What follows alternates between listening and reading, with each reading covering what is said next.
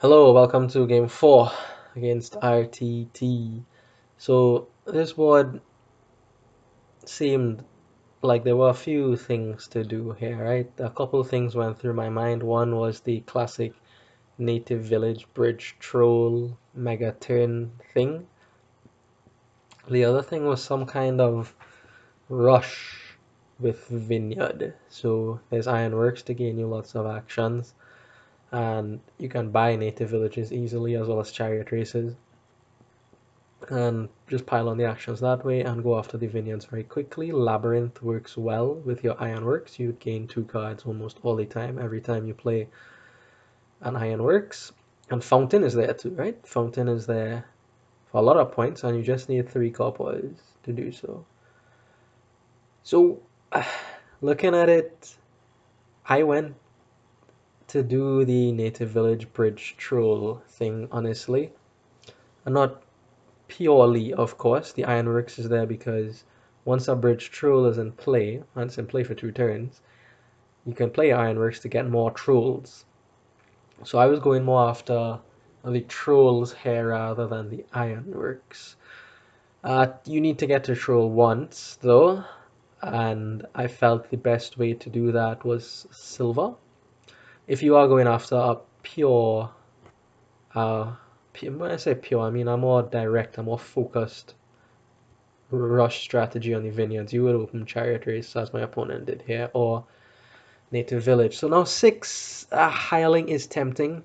Hireling is very tempting, but I decided to just get things rolling with the bridge troll here. Another ironworks for my opponent, so they buy one, gain one off ironworks, and we are off to the races here. 2 is going to be native village. 3, I'm not going to pick up too many chariot races because I want the native villages more. But wherever possible, I'll get ironworks and native villages. I managed to get 5 again here, which is nice. Could be another ironworks, right? But I decided to stick to my trolls, get one of them here. Unfortunately, they collide.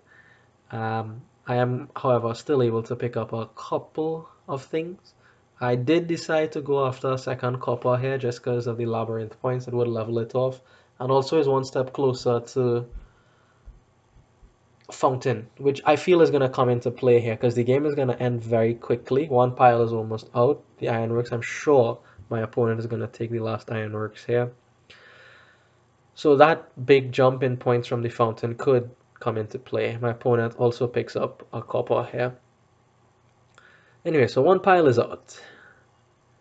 And my opponent won that Ironworks split 7-3. As compensation, I have 2 bridge drills. So we'll see how well that works. I am able to pick up a couple more bridge drills here, which is very nice. The native villages have not been cooperating. They put aside an ironworks on the first play, which is not exactly what you want. You ideally would want it to put aside your coppers and estates. You might get the odd troll or ironworks on there, but you don't want that to be the first card it sets aside.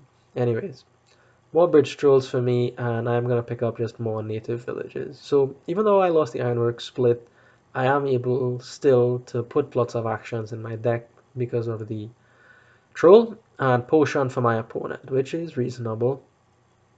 Is also something I was thinking about just because of how fast the game is going, right? The native villages will finish very quickly. My opponent is pressing the chariot races. There are 5 trolls left. Very, very scary. So I am actually going to pick up a pair of potions here with my bridge troll.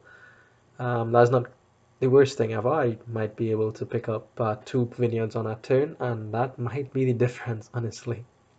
But as you'll see here, we don't actually get to the vineyards because the game piles out way too fast. I see 2 trolls up here with a native village, which is nice. Um, what to buy now is the question, right? My opponent has his troll down now.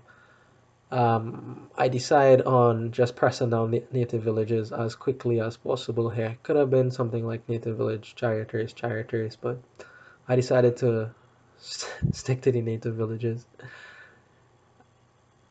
in the hopes of this native village bridge thing coming together. I don't know. But so also up with the chariot races, my opponent's chariot races have not hit once yet, which is very good for me. Very, very good for me. Oh, here comes the troll. Sorry, I was not turning too early. Yeah, the chariot races haven't hit for my opponent at all, which is kind of unlucky. But as you'll see here, he would have needed quite a few points to be able to win this game here because of this great hand. All four bridge trolls at the top here. I am actually able to finish the game. What was possible for me here is to Ironworks up province, right? Because I was able to get so many bridge trolls in play. But yeah, very lucky to see all those trolls early and with villages. So what I'm going to do here is finish off the chariot races and buy the coppers and an estate to win game 4 and to win the match. We didn't even get to buy a single vineyard.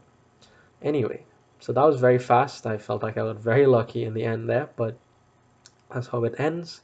3.5 to a half for me. So I will see you in round 5.